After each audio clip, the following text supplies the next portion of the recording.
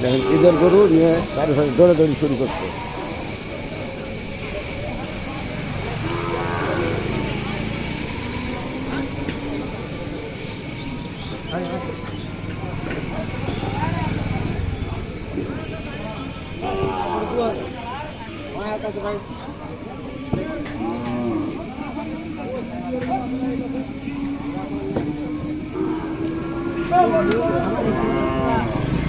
যত ডোরা লাখের এবারে যাবেন না, এই 2000 নেওয়া 18 না করিস না গো হবে 18 না 25 টাকা লাগে।